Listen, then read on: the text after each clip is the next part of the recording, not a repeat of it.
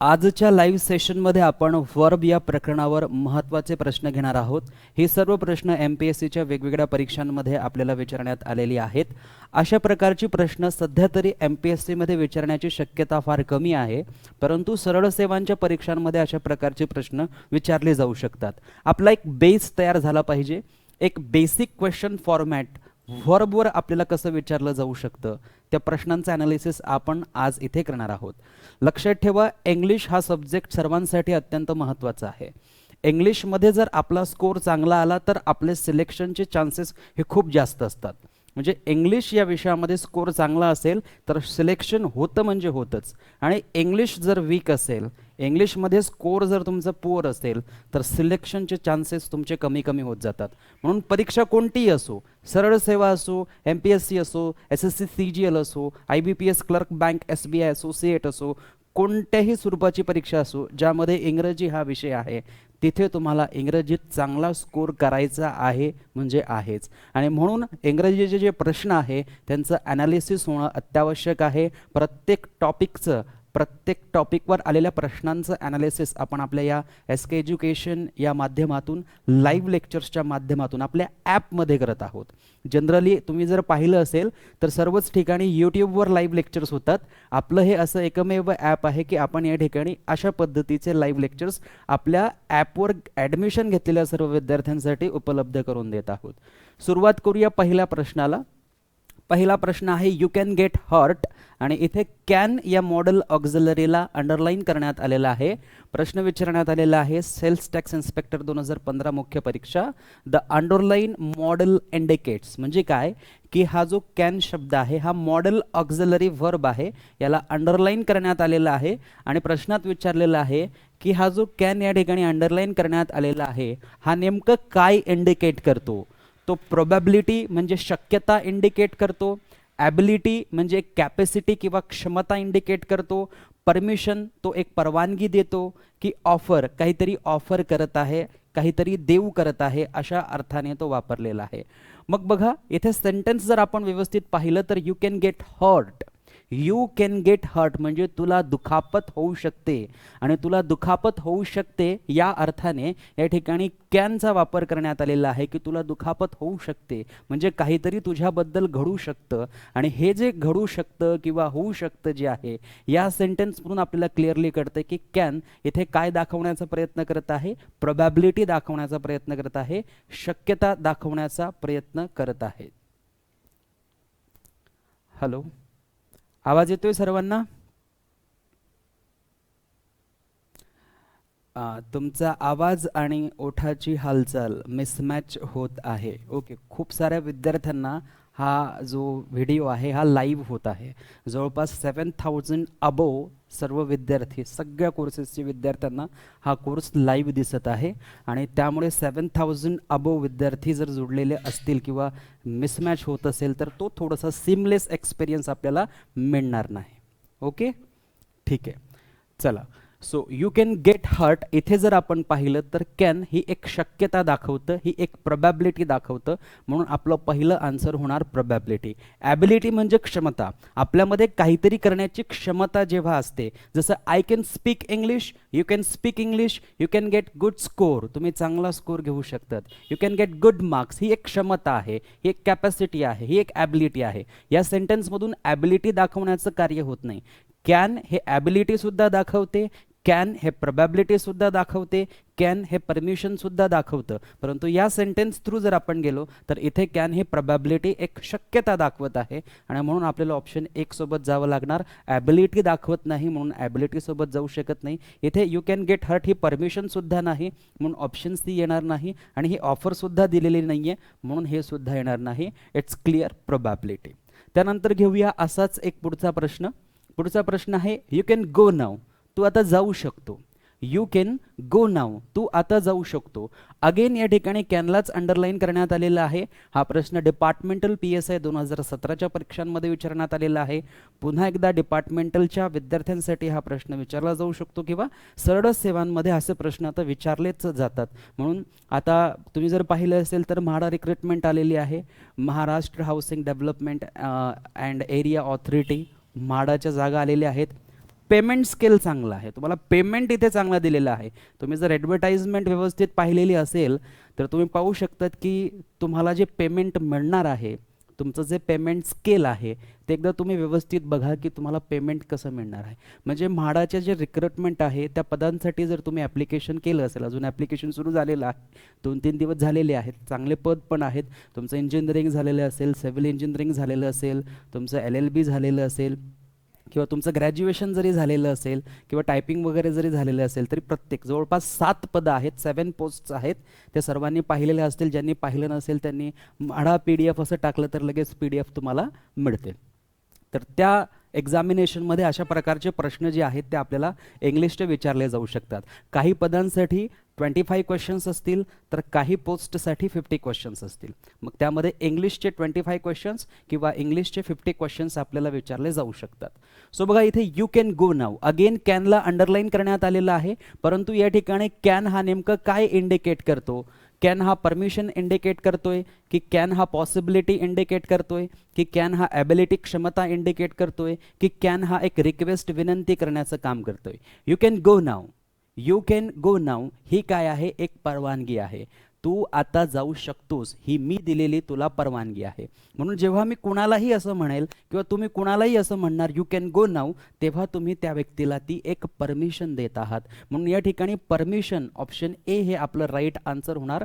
You can go now he probability नाही किंवा possibility सुद्धा नाही. यू कॅन गो नाऊ ही क्षमता सुद्धा नाही. प्रत्येक व्यक्ती जाऊ शकतो ही एक कॉमन गोष्ट आहे, एक कॉमन थिंग आहे. म्हणून हे प्रोबॅबिलिटी किंवा ॲबिलिटी येऊ शकत नाही आणि हे रिक्वेस्ट सुद्धा येऊ शकत नाही, कारण सिंपल सेंटेन्स आहे, एक ॲसर्टिव्ह किंवा एक ॲफर्मेटिव्ह सेंटेन्स आहे. त्यामुळे आपण क्लिअरली म्हणू शकतो की हे काय आहे? एक परमिशन आहे, एक परवानगी आहे. ठीक, यानंतर घेऊया पुढचा प्रश्न. पुढचा प्रश्न आहे I will teach you a lesson. आता बघा इथे विल या मॉडल ऑक्झिलरीला अंडरलाईन करण्यात आलेला आहे आणि पुन्हा एकदा तोच प्रश्न आहे की हा विल जो आहे हा नेमकं काय इंडिकेट करतो? प्रॉमिस म्हणजे वचन इंडिकेट करतोय, कमांड म्हणजे ऑर्डर किंवा आज्ञा किंवा कमांड इंडिकेट करतोय, ऑफर म्हणजे काहीतरी देऊ करतोय आणि थ्रीट म्हणजे एक धमकी दिली जात आहे. आता बघा आपल्या ऑनलाईन कोर्समध्ये जो टेन्स चॅप्टर घेतलेला आहे त्यामध्ये फ्युचर इंडेफिनेट टेन्समध्ये मी तुम्हाला व्यवस्थितरित्या सांगितलेलं आहे की आय सोबत नेहमी आपण कोणता मॉडल ऑक्झिलरी वापरत असतो? शॅल हा मॉडल ऑक्झिलरी वापरत असतो. परंतु मी तुम्हाला तिथे हेही सांगितलं की आय सोबत ज्या वेळेस शॅल वापरलं जाणार नाही, आय सोबत ज्या वेळेस विल वापरलं जाईल, आय सोबत ज्या वेळेस शॅल किंवा आय सोबत शॅल वापरलं जातं, परंतु ज्या वेळेस आय सोबत विल वापरलं जाईल तेव्हा हे काय असेल? एक डेडिकेशन असेल की ते होणार म्हणजे होणार, किंवा एक फिक्स्ड डिटर्मिनेशन असेल, ते होणार म्हणजे होणार, किंवा हे एक इन्स्ट्रक्शन असेल. जनरली आपण परीक्षांमध्ये जातो, आपल्या हॉल तिकीटवर आपल्याला इन्स्ट्रक्शन्स दिलेल्या असतात म्हणजे सूचना. म्हणजे आय सोबत ज्यावेळेस आपण शॅलचा वापर करतो ते करेक्ट असतं, परंतु ज्यावेळेस आय सोबत आपण विल या ऑक्झिलरी वर्बचा वापर करतो त्यावेळेस त्या सेंटेन्समधून एकतर डेडिकेशन आपल्यासमोर येईल किंवा एकतर फिक्स्ड डिटर्मिनेशन म्हणजे काहीतरी करण्याचा संकल्प केलेला आहे आणि ते मी करणारच, अशा पद्धतीने जेव्हा आपण बोलतो तेव्हा आपण आय विल असं म्हणतो. उदाहरणार्थ मला म्हणायचं आहे की मी जाणार, तर मी म्हणणार आय शॅल गो. आणि जर मला असं म्हणायचं आहे की मी जाणारच, तर मी म्हणणार आय विल गो. म्हणजे हे काय झालं? डेडिकेशन किंवा हे काय झालं? Fixed determination. आता बऱ्याचदा आपल्याला आपण परीक्षा देत असतो, इन्स्ट्रक्शन्स मिळतात, कुठेतरी आपण जात असतो, काही करत असतो, तर कुठले तरी कामाचे काहीतरी इन्स्ट्रक्शन्स आपल्याला दिलेले असतात आणि विलने ते इन्स्ट्रक्शन्स देखील दाखवल्या जात असतात. विलने थ्रीट म्हणजे एक धमकी सुद्धा दिली जाते. आपण म्हणतो जर मी असं म्हटलो आय शॅल किल यू, तर याचा अर्थ होणार की मी तुला किल करणार, मी तुला मारणार. आणि जेव्हा मी असं म्हणणार आय विल किल यू, तर याचा अर्थ मी तुला मारणारच. म्हणजे हे एक डेडिकेशन आहे, एक धमकी या ठिकाणी दिली जात आहे. मग आपण जर इथे पाहिलं I teach you a lesson, मी तुला धडा शिकवेल, I will teach you a lesson, मी तुला धडा शिकवेल, मैं तुम्हें सबक सिखाऊंगा, तर हे काय आहे? एक धमकी आहे. म्हणून या ठिकाणी विलचं कार्य काय आहे? धमकी देण्याचं आहे. प्रॉमिस जे आहे ते इथे या सेंटेन्समध्ये केलं जात नाहीये. विलने आपण प्रॉमिस पण करू शकतो. कमांड एक आज्ञा किंवा एक ऑर्डर दिली जात आहे असं नाही. काहीतरी देव केलं जात आहे, काहीतरी ऑफर केलं जात आहे असंही नाही. मग ऑप्शन डी मध्ये थ्रीट. थ्रीट म्हणजे काय? धमकी. So I will teach you a lesson ही काय आहे? धमकी. आय विल किल यू ही काय आहे? धमकी. म्हणून ज्यावेळेस आय सोबत विलचा वापर केला जाईल, एकतर ते डेडिकेशन असेल किंवा फिक्स्ड डिटर्मिनेशन असेल किंवा ते इन्स्ट्रक्शन असेल किंवा त्याला आपण म्हणू शकतो ती एक धमकी असेल, थ्रेट असेल. सो हा पार्ट जो आहे तो आपण आपल्या ऑनलाईन कोर्समध्ये MPSCच्या आणि सरळ सेवांच्या डिपार्टमेंटल PSIच्या सगळ्या कोर्सेसमध्ये आपण तो टेन्सचं जे प्रकरण आहे त्यामध्ये हे सर्व घेतलेलं आहे. त्यामुळे रेकॉर्डेड लेक्चर्स जे आहे ते सर्वांनी व्यवस्थित बघायची, म्हणजे अशा प्रकारच्या प्रश्नांची उत्तरं देताना आपली चूक होणार नाही. ओके, ऑप्शन डी अगदी बरोबर आहे. He struck the table. अत्यंत सोपा, अत्यंत सिंपल असा प्रश्न आहे. He struck the table. The underline model indicates. Tax assistant 2018ला विचारण्यात आलेला प्रश्न आहे. ही नंतर स्ट्रकला अंडरलाईन केलेला आहे आणि विचारलेला आहे की हा स्ट्रक जो आहे हा नेमका कोणता व्हर्ब आहे, नेमकं काय इंडिकेट करतो.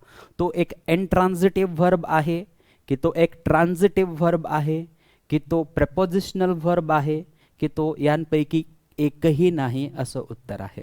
आता बघा, बऱ्याचदा आपण ॲमेझॉन किंवा फ्लिपकार्ट किंवा कोणतंही मिशो वगैरे असेल, कोणतंही कमर्शियल वेबसाईटवरून जेव्हा आपण काहीतरी वस्तू ऑर्डर करतो किंवा एखाद्या व्यक्तीने आपल्याला काहीतरी कुरिअर वगैरे केलेलं असतं, तेव्हा त्या नंबरसोबत आपण जो ट्रॅक करतो, तेव्हा ट्रॅक करत असताना आपल्याला तिथे सांगितलं जातं इन ट्रान्झिट. आपल्याला तिथे असं लिहून येतं कधी कधी इन ट्रान्झिट, आणि तो ट्रान्झिट आणि हा ट्रान्झिटिव्ह हे दोन्ही एकसारखेच आहेत. इन ट्रान्झिट म्हणजे ट्रान्झिट तिथे नाऊन म्हणून वापरलेलं आहे, इथे ट्रान्झिटिव्ह एक ॲडजेक्टिव्ह म्हणून वापरलेलं आहे. ट्रान्झिटिव्ह म्हणजे काय? एकापासून दुसरीकडे पास होणे. एका स्टेशनवरून दुसऱ्या स्टेशनला पास होत असेल तर त्याला इन ट्रान्झिट म्हटलं जातं. आणि व्हर्बमधून जर काही मिनिंग पुढे पास होत असेल, एक ऑब्जेक्ट पुढे पास होत असेल तर त्याला ट्रान्झिटिव्ह व्हर्ब असं म्हटलं जातं. मग नेमकं काय ट्रान्झिट होत आहे ते जर क्लिअरली आपल्याला कळत असेल तर व्हर्ब जो असेल तो ट्रान्झिटिव्ह व्हर्ब असेल.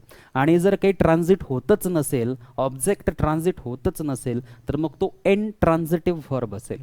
मग बघा, इथे ही म्हणजे काय? तो. स्ट्रक म्हणजे काय? अडवणे. He struck. स्ट्रक म्हणजे काय? अडवणे.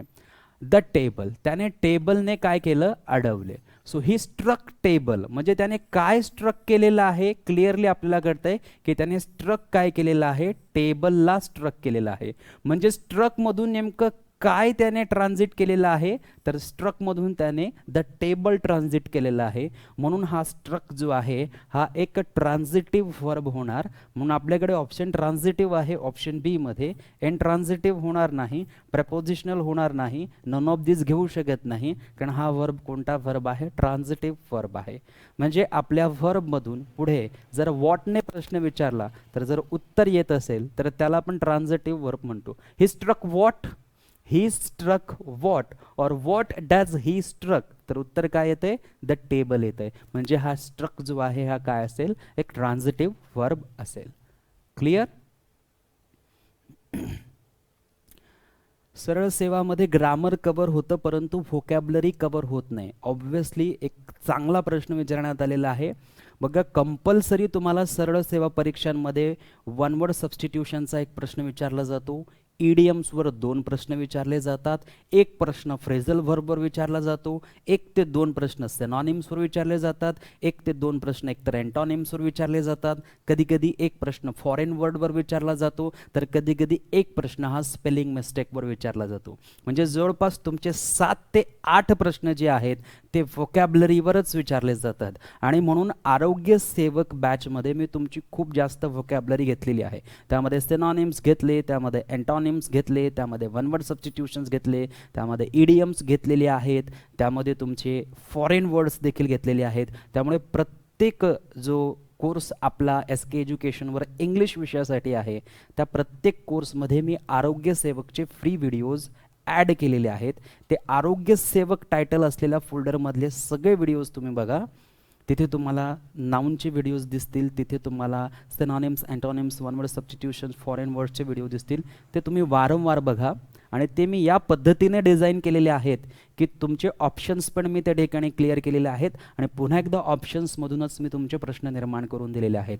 म्हणजे प्रत्येक शब्द जो आहे तो तुमचा व्यवस्थितरित्या लक्षात राहील याची काळजी मी त्या व्हिडिओजमध्ये घेतलेली आहे. म्हणून ते व्हिडिओज तुम्हाला व्यवस्थित बघायचे आहेत. दीपक पाटील सर. ओके, चला घेऊया पुढचा प्रश्न. पुढचा प्रश्न आहे I will carry your books. आता पुन्हा एकदा आय सोबत या ठिकाणी विल वापरलेला आहे. So I will carry your books, मी तुझे पुस्तकं घेऊन जाणार, मी तुझे पुस्तकं घेऊन जाणार. So the underline model indicates, again या ठिकाणी विल काय इंडिकेट करतो? प्रोबॅबिलिटी इंडिकेट करतो, व्होलिशन इंडिकेट करतो, की रिक्वेस्ट इंडिकेट करतोय, की हॅबिट इंडिकेट करतोय? आता बघा, प्रोबॅबिलिटी म्हणजे काय? शक्यता. आणि विलने कधीच शक्यता दाखवली जात नाही. विल कशासाठी आहे? डेडिकेशन. विल कशासाठी आहे? Fixed determination. विल कशासाठी आहे? थ्रेटसाठी आहे. विल कशासाठी आहे? प्रॉमिस करण्यासाठी आहे. विल कशासाठी आहे? इन्स्ट्रक्शन्स देण्यासाठी आहे. मग या ठिकाणी I will carry your books he probability येऊ शकते का? नाही. व्होलिशन येऊ शकतं का? म्हणजे व्होलिशन म्हणजे काय? की संकल्पपूर्वक एखादं काम करणे. संकल्पपूर्वक एखादं काम करणे म्हणजे एखादं काम करण्याचा संकल्प करणे की मी हे करणार म्हणजे करणारच. सो हा आहे एक संकल्प आणि यालाच आपण काय म्हटलेलं आहे?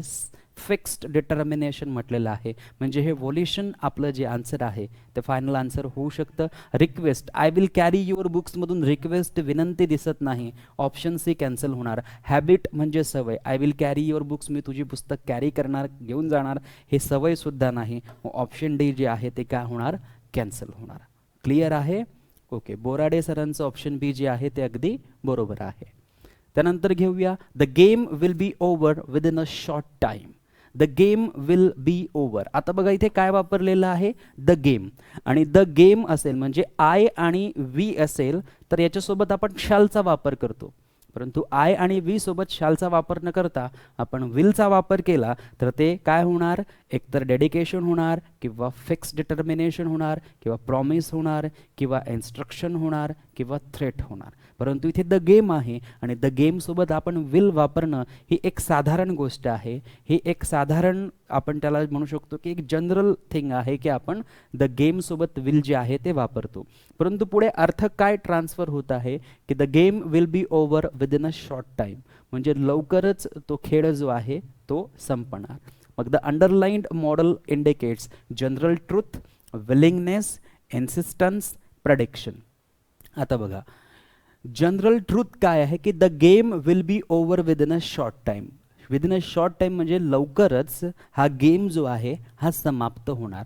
आणि हे काय आहे की द गेम सोबत आपण विल वापरतो, हे एक जनरल, एक कॉमन आहे, म्हणून इथे आपण जनरल ट्रूथच जाणार की हे कॉमन एक जनरल ट्रूथ आहे, एक जनरल सत्य आहे की असं होणार आहे. Within a short time game संपणार आहे म्हणजे हे काय आहे? एक जनरल ट्रूथ आहे. विलिंगनेस, विलिंगनेस म्हणजे काहीतरी करण्याची इच्छा असणे. ही विलिंगनेस आहे का की गेम थोड्या वेळात संपणार आहे? विलिंगनेस नाही, ट्रूथ आहे की ते थोड्या वेळात घडणार आहे. इन्सिस्टन्स, ही जबरदस्ती आहे का की गेम थोड्या वेळात संपवावाच लागेल? नाही, म्हणून इन्सिस्टन्स जबरदस्ती नाही, फोर्स नाही. प्रेडिक्शन आहे का? प्रेडिक्शन म्हणजे एखादी गोष्ट प्रेडिक्ट करणे म्हणजे एखाद्या गोष्टीबद्दलचं भविष्य सांगणे की भविष्यामध्ये प्रेडिक्ट होय म्हणजे अंदाज लावणे. अंदाज लावणे विल सोबत दाखवला जात नाही. अंदाज जो लावला जातो तो मे, MAY, मे यासोबत लावला जातो. हे आपल्याला मॉडेल वर्ब्समध्ये माहिती असेल, म्हणून ऑप्शन डी जे आहे ते कॅन्सल होईल. ऑप्शन ए जनरल ट्रूथ जे आहे ते सर्वांचं बरोबर असेल. पुन्हा एकदा बोराडे सरांनी उत्तर दिलेलं आहे, ऑप्शन ए बरोबर आहे. त्यानंतर घेऊया पुढचा प्रश्न. You shall have a holiday tomorrow. You shall have a holiday tomorrow. आता बघा, यू नंतर काय वापरलेलं आहे? शॅल वापरलेला आहे. आपल्या ऑनलाईन कोर्समध्ये मी तुम्हाला सांगितलेलं आहे की यू नंतर जनरली आपण काय वापरतो? विल वापरतो. जसं आय सोबत आपण जनरली शॅल वापरतो, विल वापरत नाही. परंतु विल वापरलं तरच ते काय होणार? डेडिकेशन होणार, तर फिक्स डिटर्मिनेशन होणार, किंवा व्होलिशन होणार, किंवा प्रॉमिस होणार, किंवा इन्स्ट्रक्शन होणार, किंवा धमकी होणार, थ्रेट. अगदी त्याचप्रमाणे यू सोबत आपण काय वापरत असतो? विल वापरत असतो. परंतु यू सोबत म्हणजे इतर सर्व सब्जेक्ट आय आणि वी सोडून त्यांच्यासोबत जनरली आपण विल वापरतो. परंतु विल जर आपण नाही वापरलं आणि विलच्या ऐवजी जर यू, ही, शी, इट कोणताही सब्जेक्ट सोबत जर आपण शॅल वापरलं तर पुन्हा एकदा हे त्याच फॉर्मॅटमध्ये जातं की यू नंतर जर तुम्ही शॅल वापरणार तर ते डेडिकेशन होणार, म्हणजे हे होणार म्हणजे होणारच.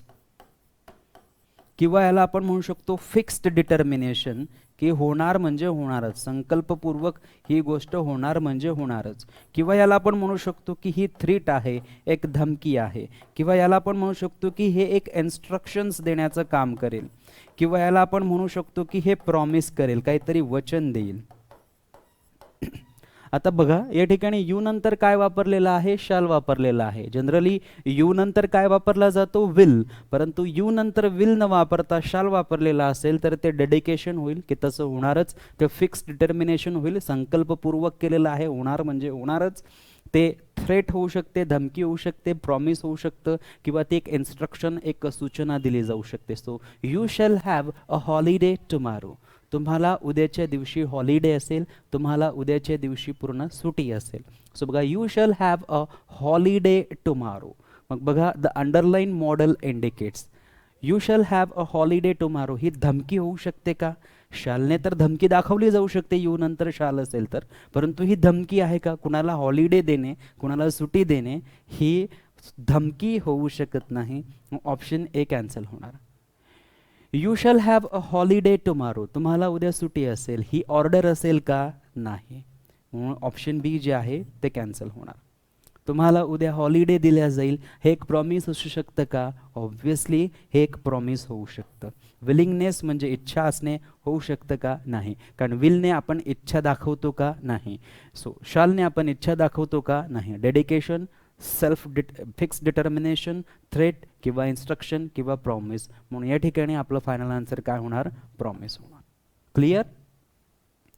ओके. समाधान सरांचं ऑप्शन सी जे आहे ते बरोबर आहे आणि बोराडे सरांचं ऑप्शन मागच्या प्रश्नाचं उत्तर आहे. समाधान सर आणि दीपक पाटील सर यांचं ऑप्शन सी जे आहे ते बरोबर आहे. पुढचा प्रश्न, he could die if he एट्स those बेरीज. आता हा जो द आहे किंवा इथे एकतर दे असेल, हे स्पेलिंग मिस्टेक करण्यात आलेली असेल, हा द नसून they. They could die if they ate those berries. ते मृत्यू किंवा ते मरण पावू शकतात जर त्यांनी त्या बेरीज ज्या आहेत त्या खाल्ल्यात तर. बघा द अंडरलाईन मॉडेल इंडिकेट्स, इथे काय आहे? कुड आहे. आणि कुड जे आहे ते क्षमता सुद्धा दाखवण्याचं काम करतं. कॅन सुद्धा क्षमता दाखवतं आणि कुड सुद्धा क्षमता दाखवतं. मग आता बघा इथे काय काय होऊ शकतं? यू कुड डाय, यू कुड डाय किंवा दे कुड डाय, ते मरण पावू शकतात. म्हणजे हे काय आहे? ॲबिलिटी सुद्धा आहे, परंतु मरण पावण्याची ॲबिलिटी नसते. मरण पावण्याची ॲबिलिटी नसते, क्षमता नसते. म्हणून दे कुड डाय हे एक आपण प्रेडिक्शन म्हणू शकतो, किंवा याला आपण म्हणू शकतो प्रोबॅबिलिटी, शक्यता म्हणू शकतो, किंवा याला आपण म्हणू शकतो पॉसिबिलिटी, की हे शक्यता असू शकते. So they could die if they eat those berries. त्यांनी जर त्या बेरीज खाल्ल्यात तर ते डाय होऊ शकतात, ते मृत्यू पडू शकतात, त्यांचं मरण होऊ शकतं. सो ही काय एक प्रॉबिबिलिटी आहे, एक पॉसिबिलिटी आहे. ॲबिलिटी होऊ शकते का? नाही. प्रोबॅबिलिटी होऊ शकते का? येस. सल्ला होऊ शकतं का? नाही. इन्स्ट्रक्शन दिलेलं आहे का? नाही. So probability option B J आहे तेच आपल्यासाठी करेक्ट ऑप्शन आहे. क्लिअर आहे इथपर्यंत सर्वांना? जर काही अडचण असेल तर आपण कमेंट बॉक्समध्ये आपला डाऊट जो आहे तो विचारू शकता. ऑप्शन बी बरोबर आहे. त्यानंतर घ्या पुढचा प्रश्न. पुढचा प्रश्न आहे, I must have my way in this matter. I must have my way in this matter. या मॅटरमध्ये मी माझं ऑप्शन जे आहे ते शोधलंच पाहिजे. मी माझा जो रस्ता आहे तो फाइंड केलाच पाहिजे, किंवा मी माझं काम या मॅटरमध्ये केलं पाहिजे. So the underline model indicates necessity, obligation, fixed determination, a strong probability. I must have my way in this matter. आता हा must have जर पाहिला आपण तर याच्यानंतर हा जो my way आहे हा काय आहे? एक नाउन आहे. म्हणजे हे काय दाखवतं या ठिकाणी? एक नेसेसिटी दाखवतंय, एक गरज दाखवतंय.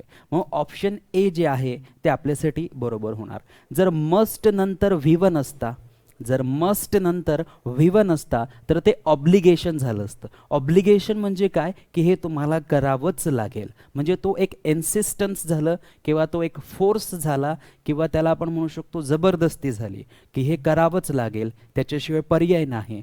म्हणून या ठिकाणी मस्ट तर आहे परंतु त्याच्यानंतर V1 नाही, म्हणून ही नेसेसिटी आहे, एक गरज आहे, ऑब्लिगेशन नाही.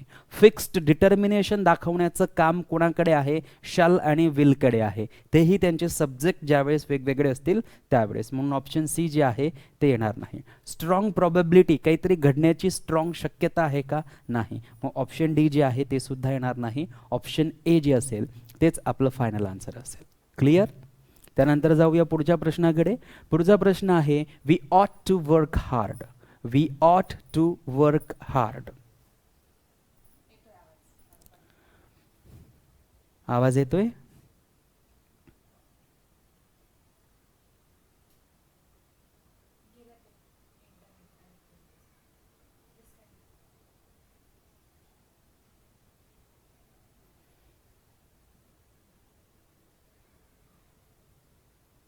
ओके, चला. वी ऑट टू वर्क हार्ड. आता बघा, आपण जनरली वेगवेगळ्या महत्त्वाच्या मॉडल ऑक्झिलरीला बघूया. शुड म्हणजे काय, करायला पाहिजे. शुड म्हणजे काय, करायला पाहिजे. आता शूडमधून आपण काय सांगण्याचा प्रयत्न करत असतो, शूडमधून आपण काय सांगण्याचा प्रयत्न करत असतो, शूडमधून आपण एक ॲडवाईस देण्याचा प्रयत्न करत असतो. शूडमधून आपण दुसऱ्या व्यक्तीला सजेस्ट करण्याचा प्रयत्न करत असतो. तर आपण जर पाहिलं मस्ट, तर मस्ट म्हणजे काय, करायलाच पाहिजे. मस्ट म्हणजे काय, करायलाच पाहिजे. हे सर्वांना लहानपणापासून माहितीच असतं, करायलाच पाहिजे. करायलाच पाहिजे म्हणजे हे काय आहे, ऑब्लिगेशन आहे. हे काय आहे, ऑब्लिगेशन आहे. ऑब्लिगेशनलाच आपण आपल्या कॉमन लँग्वेजमधून काय म्हणतो, कंपल्शन. हे काय आहे, एक कंपल्शन आहे. हे काय आहे, एक कंपल्शन आहे, म्हणजे फोर्सफुली आपल्याला ते करावंच लागणार. जर शुड असेल तर सल्ला आहे. यू शुड स्पीक इंग्लिश, तू इंग्रजी बोलला पाहिजे. हा काय आहे, ॲडवाईस आहे, एक सल्ला आहे. You should get good score in English, तुम्हाला इंग्रजीमध्ये चांगला स्कोर मिळाला पाहिजे, चांगला स्कोर आला पाहिजे. हा काय आहे, सल्ला आहे, एक काय आहे, suggestion. You must get good score in English if you want to crack the exam.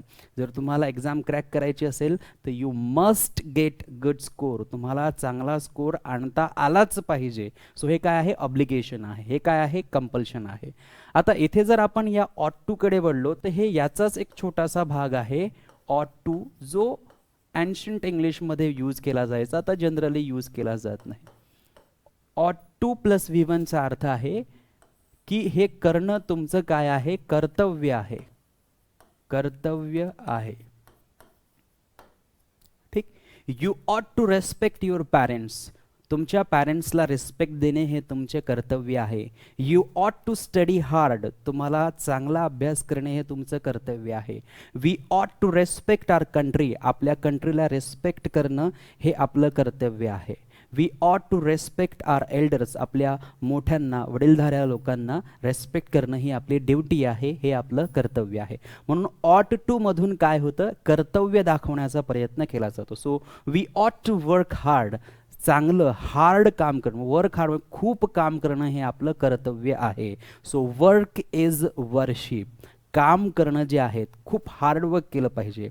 Generally आपण वर्क करत असतो परंतु आपण वर्क करत असताना त्याच्यामध्ये जास्त एफर्ट्स जे आहेत त्या जास्त एफर्ट्स आपण पुटअप करत नाही. एकदा आपण ठरवलं की आपल्याला कॉम्पिटिटिव्ह एक्झामिनेशन्समध्ये सक्सेसफुल व्हायचं आहे, तर जोपर्यंत आपण सक्सेसफुल होत नाही तोपर्यंत आपल्याला त्याच्यामध्ये मेहनत घ्यावीच लागेल. मग त्यामध्ये वेगवेगळ्या प्रकारच्या अडीअडचणी येतील. मग त्यामध्ये जसं आपण पाहिलं कोविड-19 हा सगळ्यात मोठा ऑब्स्ट्रक्शन्स आपण पाहिला. हे ऑब्स्ट्रक्शन आलं, हे निसर्गनिर्मित आहे, परंतु तरीसुद्धा बरेच विद्यार्थी स्टक टू MPSC राहिले, स्टिक टू MPSC राहिले, चिटकून राहिले, सोडलं नाही आणि अभ्यास करत करत करत त्यांनी 42च्या वर स्कोर PSI STI ASO मध्ये मिळवलेला आहे.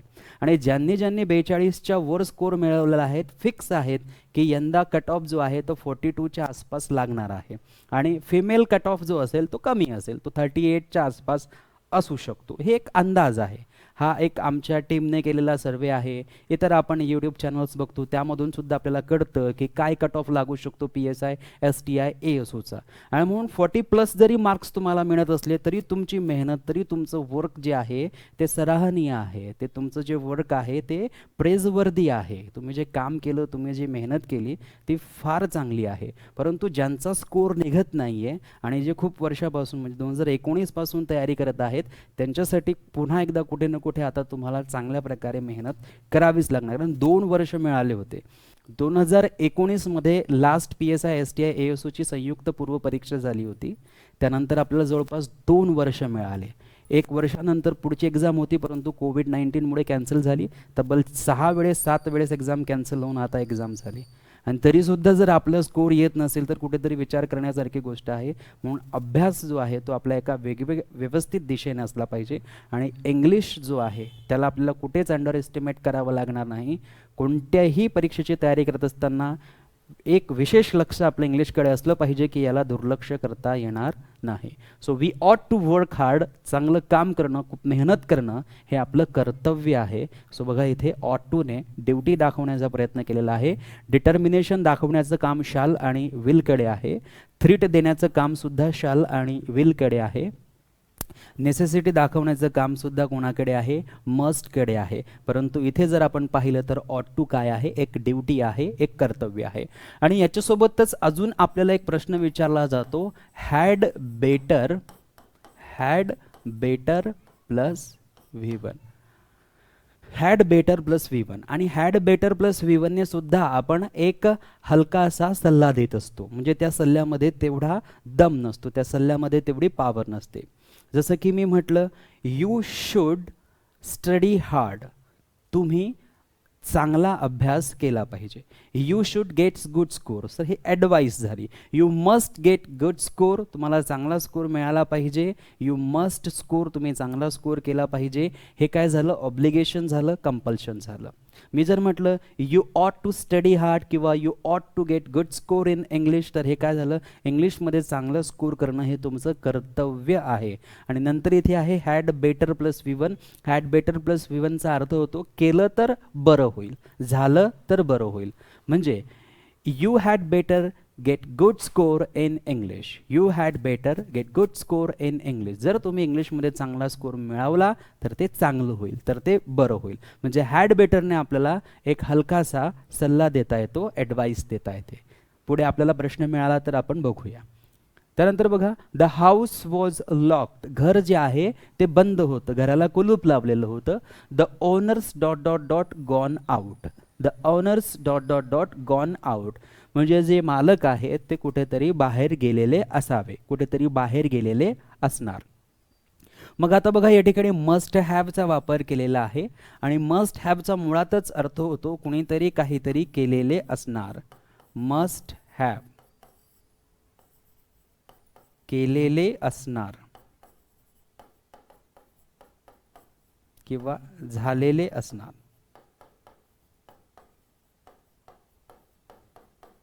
मस्ट हॅवचा अर्थ काय होतो? कुणीतरी काहीतरी केलेले असणार किंवा कुणीतरी कुठेतरी गेलेले असणार किंवा कुणीतरी काहीतरी बोललेले असणार. म्हणजे काहीतरी क्रिया झालेली असणार, त्यामुळेच आपण मस्ट हॅवचा वापर करत असतो. So the house was locked. घराला कुलूप होतं, घर बंद होतं. The honours must have gone out. जो मालक आहे ते कुठेतरी बाहेर गेलेले असणार. गॉन म्हणजे जाणे, आउट म्हणजे बाहेर, बाहेर गेलेले असणार म्हणजे ॲक्शन झालेली असणार. म्हणून आपल्याला ऑप्शन ए सोबतच जावं लागणार, मस्ट हॅव. शूड काय देतो? सल्ला. The honours should gone out. शूडचा वापर करू शकत नाही कारण इथे हा गॉन जो आहे हा V3 आहे आणि शूड नंतर आपल्याला व्हर्बचा फर्स्ट फॉर्म वापरावा लागतो. म्हणजे शूड त्या ठिकाणी आपण फिक्स करू शकत नाही. ऑट टू हॅव सुद्धा आपण त्या ठिकाणी फिक्स करू शकत नाही कारण ऑट टूने कर्तव्य दाखवलं जातं. इथे ऑनर्सचा कर्तव्याचा काही संबंध नाही. इथे हॅव जे आहे ते सुद्धा आपण वापरू शकत नाही. ऑनर्स बाहेर गेलेले आहेत नाही. इथे जर समर्पक अर्थ घेतला तर तो मस्ट हॅव होणार. The owner must have gone out. मालक जे आहेत ते बाहेर गेलेले असणार. क्लिअर? त्यानंतर घेऊया पुढचा प्रश्न. When I was a student, जेव्हा मी एक विद्यार्थी होतो, I dot dot dot visit library frequently. जेव्हा मी विद्यार्थी दशेत होतो, की जेव्हा मी विद्यार्थी होतो तेव्हा मी नेहमी फ्रिक्वेंटली, अधूनमधून, नेहमी नाही, फ्रिक्वेंटली अधूनमधून लायब्ररीत जायचो, लायब्ररीला जायचो. ही घटना कुठली आहे, ॲक्शन कुठली आहे, पास्टमध्ये. आणि हे पास्टमध्ये घडणारी कंटिन्युअसली ॲक्शन आहे किंवा फ्रिक्वेंटली ॲक्शन आहे किंवा सवय आहे. म्हणून हे दाखवण्यासाठी आपल्याकडे दोन वेगवेगळ्या प्रकारचे मॉडल ऑक्झिलरी आहे. एक आहे वुड प्लस V1 आणि दुसरा आहे यूज टू प्लस V1. या दोघांनी आपण पास्टमध्ये जे काही करायचो ते दाखवलं जातं. जसं मला जर म्हणायचं आहे की जेव्हा मी विद्यार्थी होतो तेव्हा मी अभ्यास करायचो, तर मी म्हणणार when I was student I would study. मी अभ्यास करायचो. When I was student I use to study. मी अभ्यास करायचो. किंवा मी चहा प्यायचो, so I would take tea. किंवा मी चहा प्यायचो, I use to take tea. म्हणजे वुड प्लस V1 किंवा यूज टू प्लस V1 यापैकी कोणाचाही एकाचा वापर करून आपण पास्टमध्ये असलेली सवय किंवा पास्टमध्ये जे काही आपण कंटिन्युअसली करायचो किंवा फ्रिक्वेंटली करायचो किंवा अधूनमधून करायचो किंवा करायची सवय होती ते आपण वुड प्लस V1 किंवा यूज टू प्लस V1 ने दाखवतो. सो या ठिकाणी Wien I was a student, जेव्हा मी विद्यार्थी होतो तेव्हा मी लायब्ररीमध्ये फ्रिक्वेंटली जायचो. मग या ठिकाणी बघा, आय वुड हे सुद्धा बरोबर आहे, यूज टू हे सुद्धा बरोबर आहे, कुड घेऊ शकत नाही, नन ऑफ द अबोव घेऊ शकत नाही. त्यामुळे अशा प्रश्नांना आपण चॅलेंज करू शकतो की इथे वुड देखील पास्ट दाखवण्याचं काम करतं आणि इथे यूज टू जे आहे ते देखील पास्ट दाखवण्याचं काम करतं. परंतु या सेंटेन्समध्ये जर आपण डीपमध्ये जाण्याचा प्रयत्न केला, तर वेन आय वॉज स्टुडंट हा जो क्लॉज आहे, हा क्लॉज नंतर हा एक कॉमा आहे आणि त्याच्यानंतर आय नंतर आपल्याला व्हर्ब चूज करायचं सांगितलेलं आहे. म्हणजे हे सेंटेन्स पर्टिक्युलरली फार वेगळं आहे. पहिलं सेंटेन्स आणि दुसरं सेंटेन्स, हे पहिला जो क्लॉज आहे हा मेन क्लॉजवर डिपेंड आहे, परंतु मुळात मेन क्लॉज जो आहे त्या मेन क्लॉजमध्ये पास्टबद्दलचं जर आपल्याला काही दिलेलं नसेल जनरली, तर आपल्याला वुड वापरता येत नाही, यूज टू वापरता येतो. म्हणून इथे यूज टू हे कन्फर्म आपण घेऊ शकतो. आणि चॅलेंज करायचं असेल क्वेश्चनला तर करू शकतो. STA 2011, 10 वर्ष होऊन गेलेत. पुढचा प्रश्न आहे, the prime minister dot dot dot make a statement tomorrow. The prime minister dot dot dot make a statement tomorrow. आता या ठिकाणी बघा, आपल्याला वुड दिलेलं आहे, नीड दिलेलं आहे, वर्ड दिलेला आहे आणि हॅव दिलेला आहे. जर आपण पाहिलं तर या ठिकाणी मेक जो आहे हा वर्बचा फर्स्ट फॉर्म आहे. वुड नंतर वर्बचा फर्स्ट फॉर्म घेतला जातो. नीड नंतर वर्बचा फर्स्ट फॉर्म जनरली आपण घेत नाही, कारण नीडंट नंतर आपल्याला घ्यावा लागतो, नीड नंतर टू घ्यावा लागतो. वर नंतर वर्बचा फर्स्ट फॉर्म घेत नाही, हॅव नंतर वर्बचा फर्स्ट फॉर्म घेत नाही. मग एकच ऑप्शन शिल्लक राहिलं, वुड. आता बघा, वुडचा वापर कुठे होतो? आपल्या ऑनलाईन कोर्समध्ये मी तुमचं कंडिशनल शूड घेतलेलं आहे. वुडचा वापर कुठे कुठे होतो? तर पास्ट हॅबिट दाखवण्यासाठी वुडचा वापर होतो. पास्ट म्हणजे आता सांगितलं की भूतकाळामध्ये आपल्याला ज्या सवयी होत्या किंवा भूतकाळामध्ये जे आपण करत होतो ते सगळं दाखवण्यासाठी वुडचा वापर होतो. आणि फ्युचर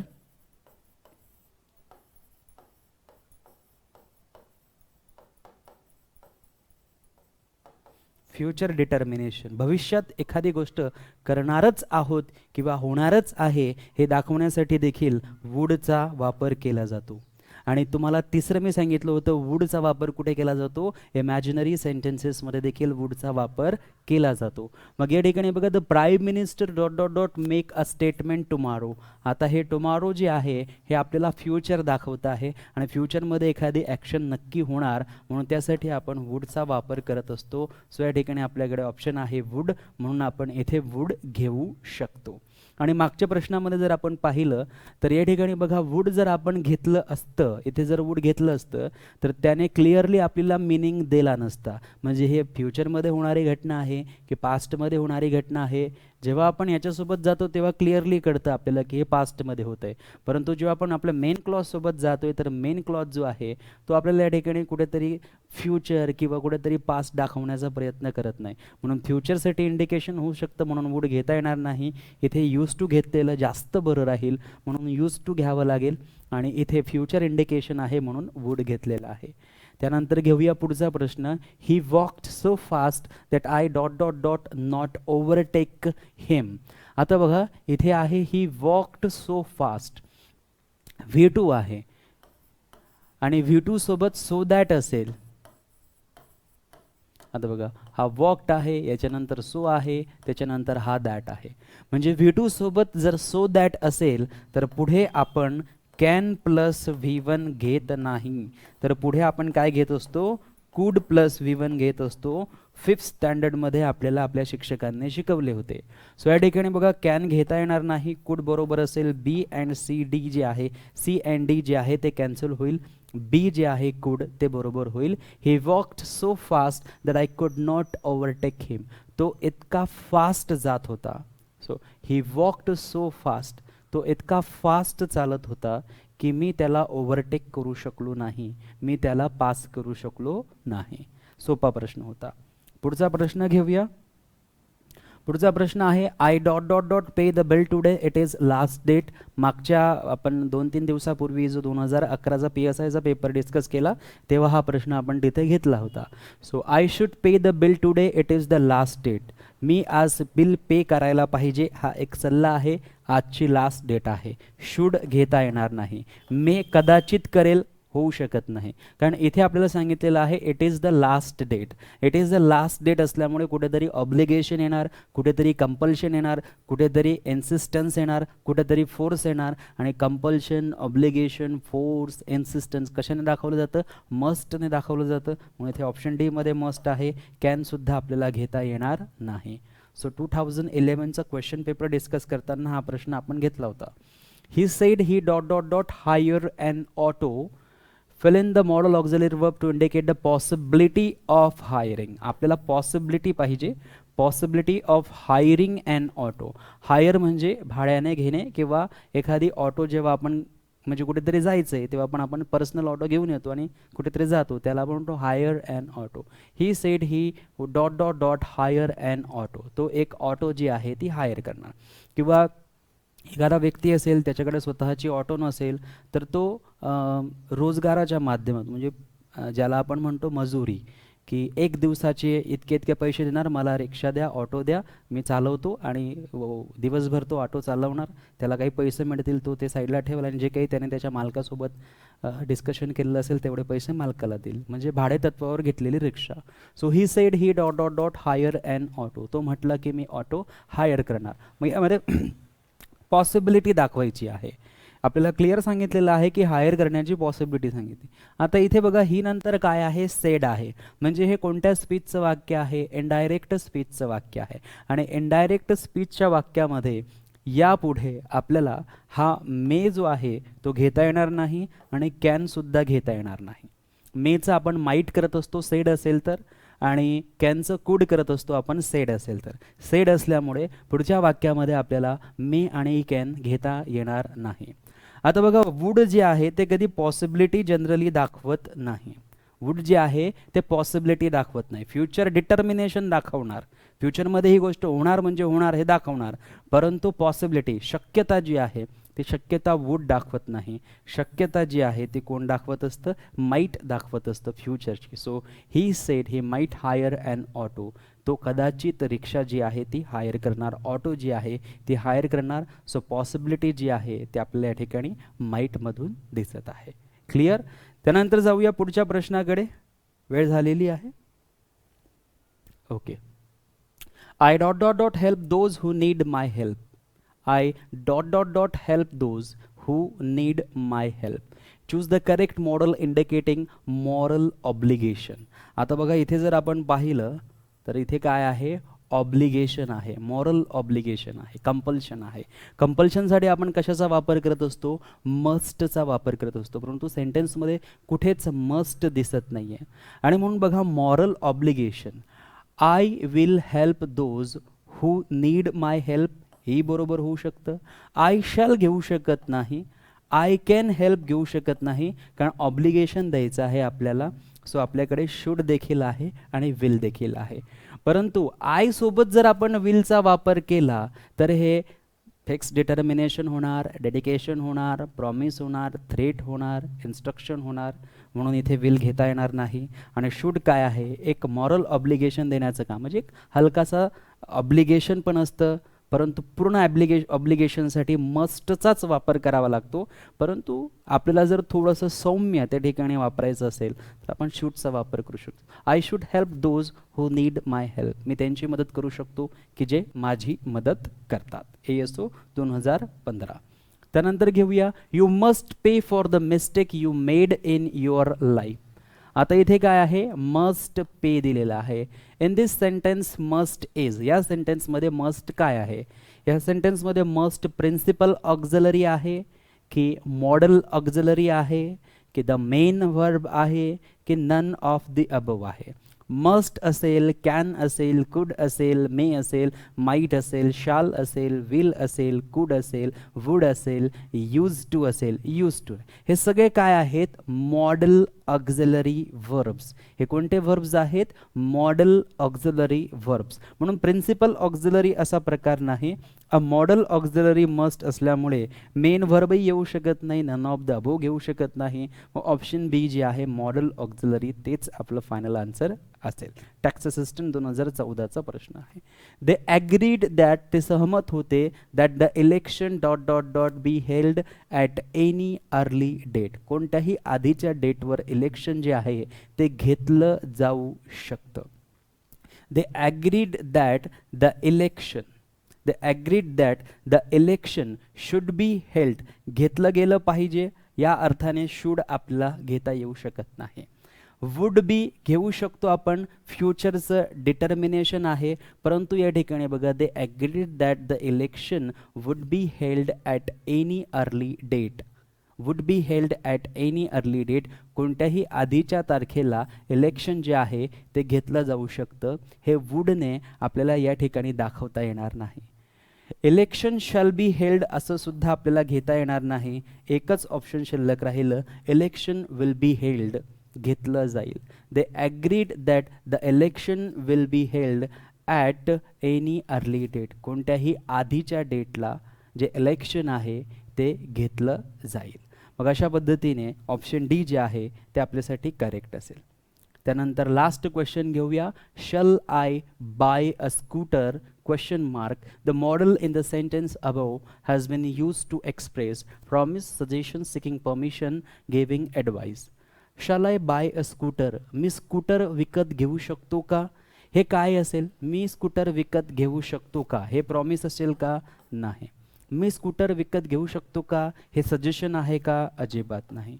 मी स्कूटर विकत घेऊ शकतो का, सिकिंग परमिशन, म्हणजे परमिशन आहे. मी स्कूटर विकत घेऊ शकतो का, मी गाडी विकत घेऊ शकतो का, मी हे करू शकतो का, म्हणजे हे आपण दुसऱ्याला विचारतोय, म्हणजे कुणाची तरी आपण परवानगी घेण्याचा प्रयत्न करतोय. Seeking permission, option C. Shall I buy a scooter is seeking permission. Advice देणे शॅल आय बाय अ स्कूटरने होऊ शकत नाही. मग ऑप्शन सी जे आहे ते आपलं फायनल आन्सर या ठिकाणी होणार. ओके, तर बऱ्याच जणांनी प्रश्नांची अचूक उत्तरे जी आहे ती देण्याचा पूर्ण प्रयत्न केलेला आहे. अगदी अशाच प्रकारे आपल्याला सर्व प्रश्नांची उत्तरं जी आहे ती देण्याचा प्रयत्न करायचा आहे.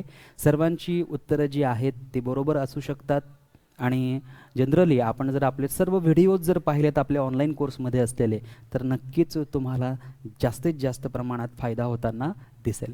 त्यामुळे आपले जे काही मित्रमंडळी आहेत त्यांनासुद्धा तुम्ही संपर्क करा आणि त्यांना सांगू शकतात की आपल्या ॲपवर लाईव्ह लेक्चर्स सुरू झालेले आहेत, त्या लाईव्ह लेक्चर्सला सर्वांना अटेंड करायचं आहे. आणि ज्यांनी अजूनपर्यंत ऑनलाईन कोर्स परचेस केलेला नाही त्यांनाही तुम्ही सांगू शकतात की ऑनलाईन कोर्स जो आहे तो परचेस करायचा आहे, जेणेकरून तुम्हाला इंग्लिशमध्ये चांगला स्कोर जो आहे तो मिळू शकतो. तर भेटूया संध्याकाळी 7 वाजता आपल्या लाईव्ह लेक्चरमध्ये. सगळ्या कोर्सेसमध्ये संध्याकाळी 7 वाजता आजचं लाईव्ह लेक्चर होणार आहे. एक 12 वाजेचं लेक्चर आताचं आणि एक संध्याकाळी 7 वाजताचं लेक्चर, असे 2 लेक्चर्स आता आपण रेग्युलरली आपल्या ॲपवर घेणार आहोत. धन्यवाद.